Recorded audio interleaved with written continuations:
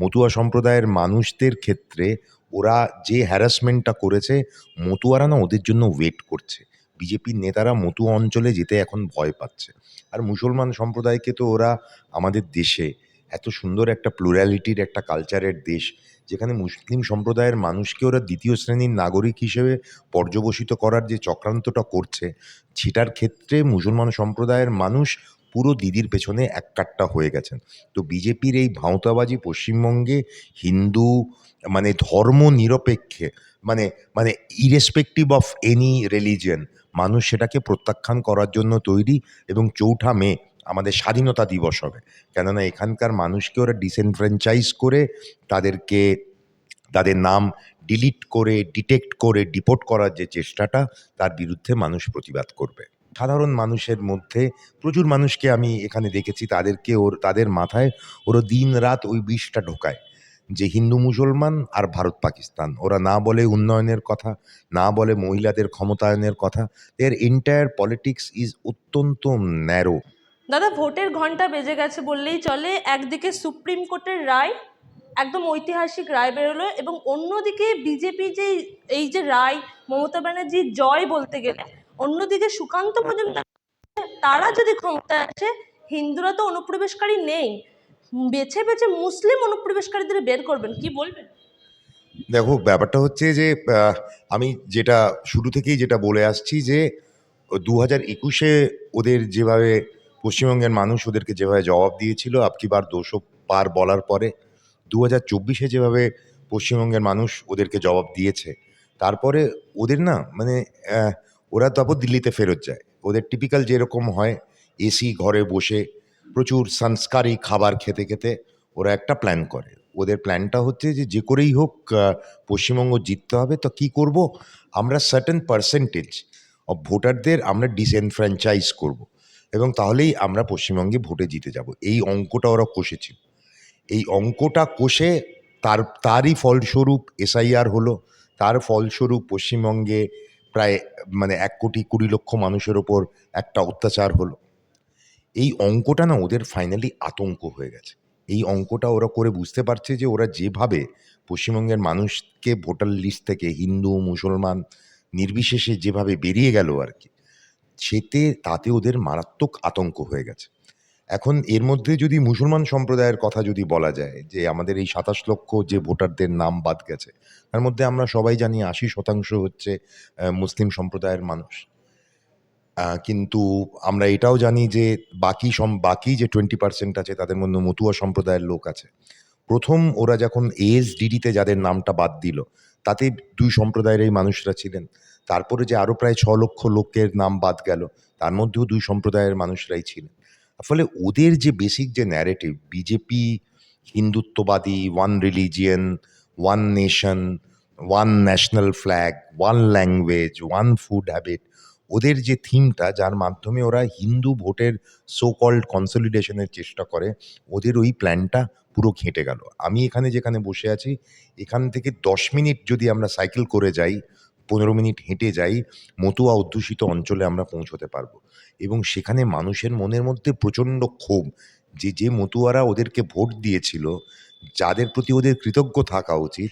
আজকে এই এসআইআর প্রসেসের পরে তোমরা এটাও জানো যে আনম্যাপড ভোটারদের মধ্যে যে ডিলিশনের যে রেটটা, সেটা ফাইনালি বিভিন্ন তুমি দ্য ওয়ারে একখানা খুব সুন্দর একটা স্টোরি বেরিয়েছে, তোমরা দেখেছো কিনা জানি না। দ্য ওয়ারে ওই স্টোরিতে আছে আনম্যাপড ভোটারদের মধ্যে ডিলিশনের যে পার্সেন্টেজ, তোমার হাই কনসেন্ট্রেশন মুসলিম যে জায়গাগুলো মালদা মুর্শিদাবাদে, সেখানে কিন্তু পার্সেন্টেজটা তুলনামূলকভাবে অনেক কম। আমাদের স্টেট ওয়াইড সেই পার্সেন্টেজটা হচ্ছে 4.5%-র মতো। অথচ মতুয়া অধ্যুষিত অঞ্চলে সেই পার্সেন্টেজটা অ্যারাউন্ড 9.5%। তার ফলে কি ওই অঙ্কটা কষে ওরা একটা আতঙ্কের মধ্যে পড়ে গেছে। এখন কি করবে? এখন কোনোভাবে তো ওরা তো বুজরুকি আর মিথ্যে কথা বলেই মানুষকে বিভ্রান্ত করার চেষ্টা করে। তো এর আগে তোমরা জানো, আমরা সবাই জানি, শান্তনু ঠাকুর, সুব্রত ঠাকুর সার্টিফিকেট দেবে। সেই সার্টিফিকেট দিয়ে নাকি নাম ভোটার লিস্টে উঠে যাবে। সেটা করে ওরা লোকের কাছ থেকে টাকা নিল। কারণ নাম তো ওরা ওঠাতে পারলো না। সিএ ক্যাম্প করে নাকি নাগরিকত্ব দেবে, কাউকে এটা সেটা করতে পারলো না। এখন একটা নতুন ছক ওরা করেছে, ওরা বলছে যে যারা হিন্দু তারা অনুপ্রবেশকারী নয়। অথচ হিন্দু মতুয়া সম্প্রদায়ের মানুষদের ক্ষেত্রে ওরা যে হ্যারাসমেন্টটা করেছে, মতুয়ারা না ওদের জন্য ওয়েট করছে। বিজেপির নেতারা মতুয়া অঞ্চলে যেতে এখন ভয় পাচ্ছে। আর মুসলমান সম্প্রদায়কে তো ওরা আমাদের দেশে এত সুন্দর একটা প্লুরালিটির একটা কালচারের দেশ, যেখানে মুসলিম সম্প্রদায়ের মানুষকে ওরা দ্বিতীয় শ্রেণীর নাগরিক হিসেবে পর্যবসিত করার যে চক্রান্তটা করছে, সেটার ক্ষেত্রে মুসলমান সম্প্রদায়ের মানুষ পুরো দিদির পেছনে এককাট্টা হয়ে গেছেন। তো বিজেপির এই ভাঁওতাবাজি পশ্চিমবঙ্গে হিন্দু মানে ধর্ম নিরপেক্ষে, মানে মানে ইরেসপেক্টিভ অফ এনি রিলিজিয়ন, মানুষ সেটাকে প্রত্যাখ্যান করার জন্য তৈরি। এবং ৪ঠা মে আমাদের স্বাধীনতা দিবস হবে, কেননা এখানকার মানুষকে ওরা ডিসেনফ্র্যাঞ্চাইজ করে তাদেরকে তাদের নাম ডিলিট করে, ডিটেক্ট করে, ডিপোর্ট করার যে চেষ্টাটা, তার বিরুদ্ধে মানুষ প্রতিবাদ করবে। দাদা, অন্যদিকে হেমন্ত বিশ্ব শর্মা বলছেন যে বিজেপি ছাড়া হিন্দুদেরকে কেউ বাঁচাতে পারবে না, ধর্মের জুজু দেখিয়ে ভোট নিতে চাইছেন।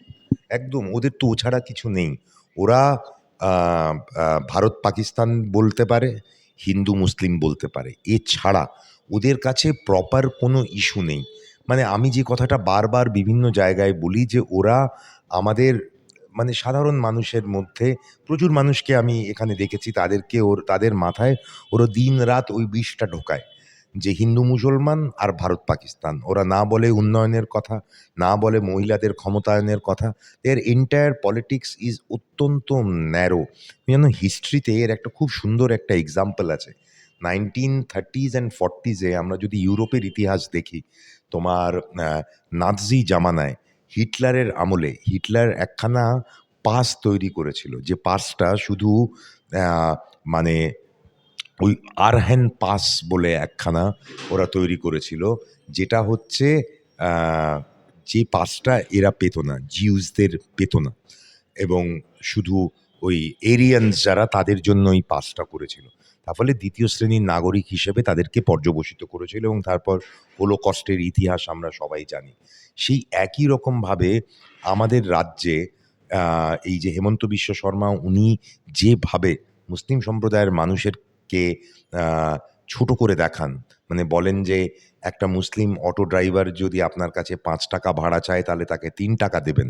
মানে যেভাবে হাতে মারার ভাতে মারার চেষ্টাগুলো করেন, এটাই হচ্ছে ওদের একটা সংকীর্ণ মন, এবং সংকীর্ণ যে রাজনীতিটা ওরা করে তার সবথেকে বড় পরিচায়ক এবং তার সবথেকে বড় প্রমাণ এই রাজনীতিটা না।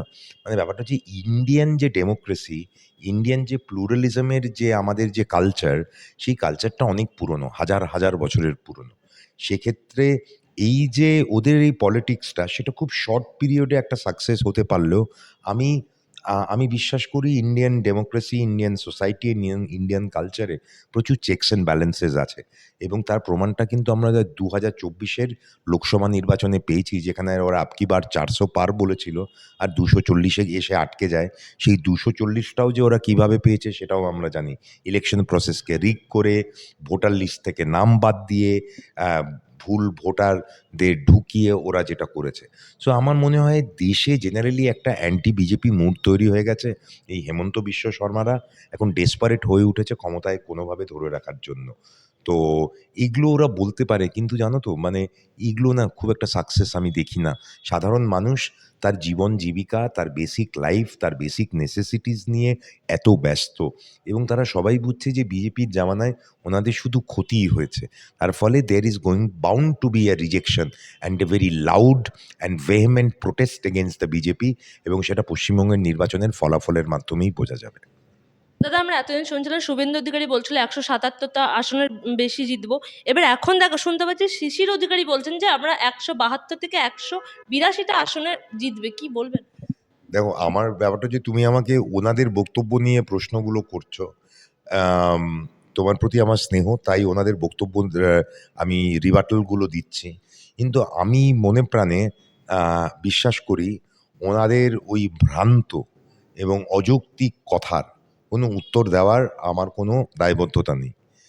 এবং এবং যা খুশি তাই বলতে পারে। এটা পাগলের প্রলাপের কি নিয়ে কি আমি আর কোনো লজিক্যাল রিবাটাল দিতে পারবো? কিন্তু আমি জাস্ট তোমায় একটা বলি। ২০২১ বলল আব কি বার ২০০ পার। পেল কত? ৭৭। তার মধ্যে চলে গেল হচ্ছে ১২ জন। থাকলো কত? ৬৫। বেসিক ঐকিক নিয়মের হিসেব করো। এইবার ওরা ফার্স্টে বলল এবার আমরা ১৭০ খানা পাবো। তাহলে ২০০ পার বলে ওরা পেল হচ্ছে ৬৫। ২০০ পার মানে ধরো ওরা ২১০ এক্সপেক্ট করছিল। তাতে ওরা পেল হচ্ছে ৬৫। এবার যদি ১৭০ যদি ওরা এক্সপেক্ট করে, বেসিক ঐকিক নিয়মে ক্লাস 5-6 এর ছেলে ওই অঙ্ক কষে দেখিয়ে দেবে যে ওটা ৫০ এর কম হচ্ছে। এখন শুভেন্দু অধিকারী তো উনি খুবই ফ্রাস্ট্রেটেড বিকজ এবং উনি চিরকালই ফ্রাস্ট্রেটেডই থাকেন। তো উনি ওই ধরনের কথাবার্তা বলেন। এখন শিশিরবাবুর বয়স হয়েছে। ছেলের রাজনৈতিক ক্যারিয়ার আ ঘেঁটে যাচ্ছে। তো ওটা নিয়ে উনি কিছু বললেন, উনি কি এরিথমেটিক দিলেন সেটা নিয়ে মন্তব্য করে ওনাকে উনি বয়স্ক মানুষ, উনি সুস্থ থাকুন, ভালো থাকুন, দীর্ঘদিন ধরে ওনাকে চিনি, সেটা থাকুন। কিন্তু ওনার ওই অযৌক্তিক আ এবং আনসায়েন্টিফিক বক্তব্যের রেসপেক্টে আমার এর বেশি আর কিছু বলার নেই।